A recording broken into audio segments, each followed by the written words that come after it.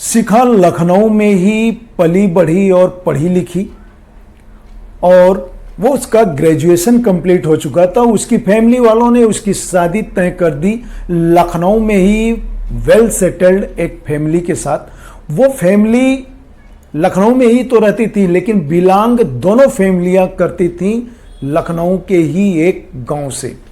दोनों फैमिली में आपस में ये तय किया जाता है कि हम इस शादी को गांव से करेंगे, अपने पैतृक आवास से करेंगे, पूरी तरह से ट्रेडिशनल शादी होगी।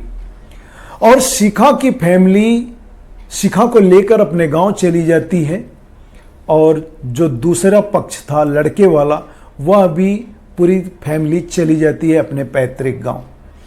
उनके गांव से इनके गांव बारात आनी थी। शिखा जब गांव में पहुंची तो उसे अच्छा नहीं लगा।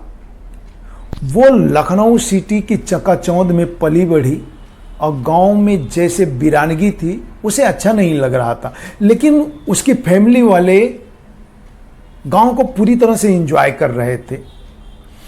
फ्रेंड्स, शिखा की अगले दिन हल्दी की रस्म हो जाती है और हल्दी के रस्म के बाद अमूमन गांव में यही होता है कि आप गांव के सरहद को पार नहीं कर सकते। शिखा 2-3 दिन के बाद बिल्कुल बोर हो गई थी अपने गांव में रहकर, अपने घर में रहकर। वो बड़ी सी हवेली थी, उसको जैसे सूनापन लगता था उस घर में। वो बाहर निकलना चाहती थी, वो किसी मार्केट या शहर जैसा कुछ हो वहां घूमना चाहती थी। वो बाहर निकलने के लिए अपनी मम्मी को कई बार कहा कि मम्मी मुझे बाहर जाना है, थोड़ा बाहर घुमाना है तो मेरा माइंड फ्रेश हो जाएगा, मैं यहाँ ऊब चुकी हूँ। लेकिन उसकी मम्मी उसे समझाती कि बेटा हल्दी की रस्म होने के बाद जब हाथ में कंगन ये धागे जब बंध जाते हैं तो गांव की सरहद को नहीं पार करते हैं। लेकिन शिखा इन बातों को समझने के लिए तैयार नहीं थी। वो बार बार अपनी मम्मी को प्रेस करती, लेकिन उसकी मम्मी उसके पापा का डर दिखा के उसे बाहर निकलने की इजाजत नहीं दे रही थी। तो उसने एक तरकीब निकाला। उसने अपने फ्रेंड रागिनी को फोन किया और उसको कहा कि रागिनी तुम फटाफट मेरे घर आ जाओ और मेरी मम्मी से बोलो कि कुछ जरूरी काम है, हम 1 घंटे के लिए जा रहे हैं मार्केट, वहां कंप्लीट करेंगे और तुरंत आ जाएंगे। तुम इतना मम्मी से कहना और मम्मी को मैं हैंडल कर लूंगी। फ्रेंड्स, शिखा के पापा 10 बजे ही निमंत्रण पत्र लेकर घर से निकल गए थे। उन्हें रिश्तेदारियों में और फ्रेंड्स के यहाँ अपनी जान पहचान वालों को वो निमंत्रण पत्र देना था, इसलिए उसके घर पर कोई नहीं था। गार्जियनशिप के रूप में शिखा की मम्मी ही थी। रागिनी आती है और रिक्वेस्ट करती है उसकी मम्मी से कि आंटी शिखा को 1 घंटे के लिए मेरे साथ जाने दो ना। बस रागिनी इतना ही कहा तो शिखा अपनी मम्मी को हैंडल करना शुरू कर दी। उसने कहा मम्मी प्लीज मुझे जाने दो यार, क्योंकि मेरे साथ अब तो रागिनी भी जा रही है, क्या प्रॉब्लम हो सकती है, मैं अपनी कार में जाऊंगी, वापस 1 घंटे में घूम के आ जाऊंगी, मैं थक चुकी हूं इस बोर भरे माहौल से।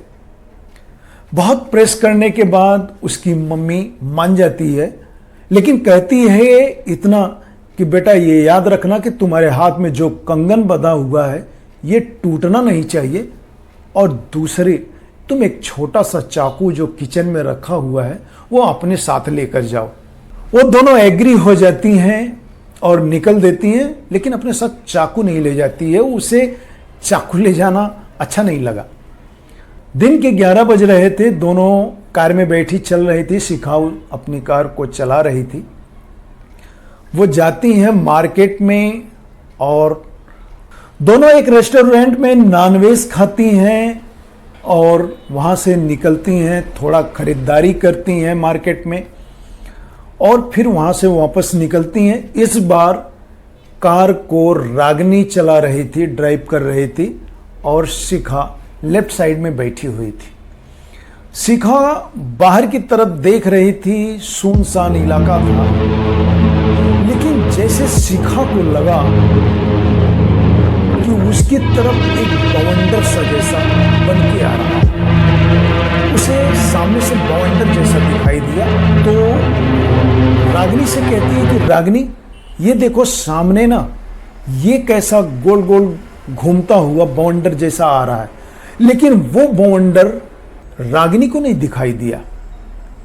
फ्रेंड्स, वो बवंडर शिखा को ऐसा लगा कि छपाक से उसकी कार के शीशे पर टकराया हो और निकल गया हो। लेकिन रागिनी को ये सारी फीलिंग उस दोपहरी में नहीं हुई। दोनों कार ड्राइव करते हुए घर आई। कोई बात नहीं, शाम का समय हुआ, रागिनी अपने घर चली गई। लेकिन नाइट के खाने में रागिनी ने अपने घर वालों से नॉनवेज मांगा, जबकि हल्दी की रस्म हो चुकी थी। नॉनवेज वगैरह इन मांगलिक कार्यों में नहीं बनता है। फ्रेंड्स, शिखा अपनी जिद पर अड़ गई कि उसे नॉनवेज ही चाहिए और रात के 11 बजे वापस उसके लिए नॉनवेज का प्रबंध किया जाता है, उसे नॉनवेज दिया जाता है और वो नॉनवेज लेकर अपने कमरे में चली गई, अपना दरवाज़ा बंद की। फ्रेंड्स, उन नॉनवेज को वो अपने दोनों हाथों में पकड़कर दोनों हाथों से खा रही। लेकिन इस बात को किसी ने नहीं देखा। अगले दिन बारात आई, शिखा की शादी हो रही थी। लेकिन शादी के समय शिखा बार बार सो जा रही थी। रात में उसे जगाया जाता, किसी के हेल्प के द्वारा उसको जयमाला सामने वाले दूल्हे के गले में डलवाया गया और रात्रि को वह सोए सोए बैठे बैठे शादी की रस्म हुई। शिखा विदा होकर अपने ससुराल आ गई और सारे रिश्तेदार, फ्रेंड्स सब लोग विदा होकर अपने घर चले गए। रात का समय हो गया, सभी लोग खाना खा लिए, सब लोग सोने के लिए चले गए। रात के 12 बजे शिखा का जो हस्बैंड था वो उसके कमरे में सुहागरात के लिए एंट्री करता है। लेकिन फ्रेंड्स, वह देखकर हैरान रह गया कि उस कमरे में शिखा दिखाई नहीं दे रही थी। वह दरवाज़ा धीरे से बंद किया, बाहर निकला, इधर उधर थोड़ा घूम के उसने देखा, लेकिन शिखा नहीं दिखाई पड़ी। वो वापस से दरवाज़ा खोलता है, उसने सोचा कि शायद बाथरूम यूज करने के लिए गई हो। वो कुछ टाइम तक वहीं बैठा रहा, लेकिन शिखा जब नहीं निकली तो वो बाथरूम के दरवाजे को पुश किया तो दरवाज़ा खुल गया। बाथरूम में भी शिखा नहीं थी। उसे बहुत आश्चर्य हो रहा था कि शिखा तो अपने कमरे में थी और चली कहाँ गई। लेकिन तभी उसकी नज़र ऊपर स्लैब पर जाती है। उसी कमरे में शिखा स्लैब पर बैठी हुई थी और शिखा वहीं से आंखें फाड़कर घूर घूर कर गुर्राते हुए अपने दूल्हे को देखी जा रही थी। उसका यह रूप देखकर उसका जो दूल्हा था बिल्कुल डर गया, क्योंकि उसके चेहरे पर गुस्सा ही नहीं था, आंखें ही नहीं उसकी बाहर को उबल रही थी, बल्कि उसके चेहरे पर बुरी तरह से जो काजल था वो फैला हुआ था और वो वहीं से गुर्रा रहा। ये देखकर उसका यह रूप, उसकी घिघी बच गई। उसने कहा, शिखा तुम वहां ऊपर क्या कर रही है, तुम्हें नीचे आना चाहिए। शिखा वहीं से गुर्राते हुए कहती है, तू कौन है, तुम मेरे कमरे में क्यों आया है, कौन होता है तू मुझे नीचे बुलाने वाला। यह सुनकर उसका दूल्हा जो था वो सकपका सा गया और उसने कहा कि मैं तुम्हारा पति हूं और मैं इस समय तुम्हारे पास आया हूं और तुम बेड पर ना होकर वहां ऊपर क्या कर रही हो। लेकिन वो वहीं गुर्राते हुए कहती है, तू मेरा पति है, मैं तुम्हें कच्चा खा जाऊंगी। ये बातों को सुनकर वो दहल गया कि आखिर शिखा एक पढ़ी लिखी सुलझी हुई लड़की और इस तरह से बातें कैसे कर सकती है। इतना बातें की ही कि शिखा उस स्लैब पर से छलांग लगा देती है ठीक उसके ऊपर। लेकिन तभी वो थोड़ा सा साइड में हट जाता है और शिखा वहां से सीधा बेड पर कूद जाती है। फ्रेंड्स, उसका जो दूल्हा था वो काफ़ी डर गया। वो समझ गया कि कुछ तो दाल में काला है, कोई ना कोई बात तो है। शिखा ऐसा बिहेव नहीं कर सकती। लेकिन रात को इन बातों का बतंगड़ नहीं बनाना चाहता था शिखा का दूल्हा, इसलिए वो इन सब बातों को किसी और से शेयर नहीं किया। उसी कमरे में उसी सोफे पर बैठकर वह सुबह अपनी माँ से बोला कि माँ ऐसा ऐसा बिहेव कर रही है शिखा। उसकी मम्मी आती है शिखा के पास और उसका जब रूप देखती है तो भौचक्की रह जाती है कि हमने जब इस लड़की को देखा था तो इसके अंदर हमें बहुत सारे गुण दिखाई दिए थे। इसकी बातों से लगा कि यह बहुत सेंसिबल है, लेकिन यह किस रूप में, किस बॉडी लैंग्वेज में यहां बैठी हुई है, यह नॉर्मल नहीं हो सकता, यह पैरानॉर्मल ही है। उसकी माँ उसको लेकर बाहर निकल आती है और उसके पापा को बुलाकर ये बातें बताती है। उसके पापा ने उसी गांव के एक तांत्रिक को जानते थे, उससे मिलते हैं और उससे सारी बात बताते हैं। तांत्रिक जब मनन किया इन बातों पर तो वह बताने लगा, जो आपकी बहू है उस पर प्रेत की साया है। वह जब अपने मायके गांव में आई हुई थी तो उसने कंगन पहने हुए ही अपने गांव के सरहद को पार किया था और जिस रास्ते से वो मार्केट गई थी, रास्ते में ही एक शमशान है और शमशान की ही एक एंटिटी उसके साथ जुड़ गई है। ये लड़की जो बिहेव कर रही है उस प्रेतात्मा के द्वारा किया जा रहा है, वो अपने होश में नहीं है। फ्रेंड्स, शिखा के ससुर ने उस तांत्रिक से पूछा कि आखिर इसका हल क्या है, अब हम क्या करें? तो तांत्रिक कहता है घबराने की कोई बात नहीं है, जो ये प्रेत है ये बहुत खतरनाक है, लेकिन ये अभी जल्दी की घटना है और ये दोनों पति पत्नी आपस में मिले नहीं हैं, इसलिए उसे निकालना भगाना अभी आसान है।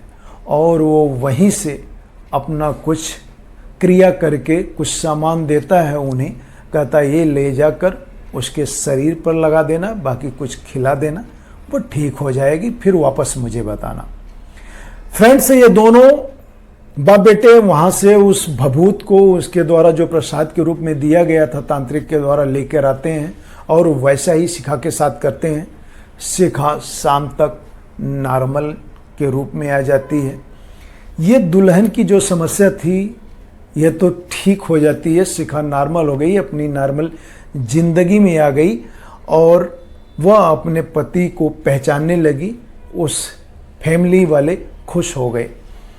लेकिन फ्रेंड्स, कुछ लोग इन सब जैसे हाथ में कंगन बंधा हो तो निकाल के फेंक देते हैं और घर में कोई सलाह मशवरा देता है कि कोई लोहे की सामान जैसे छोटा चाकू हो या कोई रिंग हो लोहे की, आप पहन लो बाहर निकलते समय, तो इन सब बातों को अवॉइड करते हैं। ऐसा हमें नहीं करना चाहिए। ये सब बातें दकियानुसी नहीं होती हैं, परंपराएं ही नहीं हैं। इन सब चीज़ों के पीछे एक लॉजिक होता है और ये होता है कि उस लॉजिक को हमें पता नहीं होता, इसलिए हम ऐसी गलती कर बैठते हैं। फ्रेंड्स, शादी विवाह के समय जब हल्दी की रस्म हो जाती है तो जो हमें धागा दिया जाता है उसे पहनकर ही बाहर घर के निकलना चाहिए और ये सरहद से बाहर जाने की कोशिश नहीं करनी चाहिए। अगर जा भी रहे हैं तो कुछ लोहे का ऐसा सामान अपने पास सेफ्टी के रूप में रख लीजिए। इन सब चीज़ों के रखने से जो रास्ते में चलने वाली एंटिटी होती हैं वो पास नहीं आती हैं। फ्रेंड्स, ये स्टोरी पसंद आई हो तो लाइक कर देना, सब्सक्राइब करना। Thank you.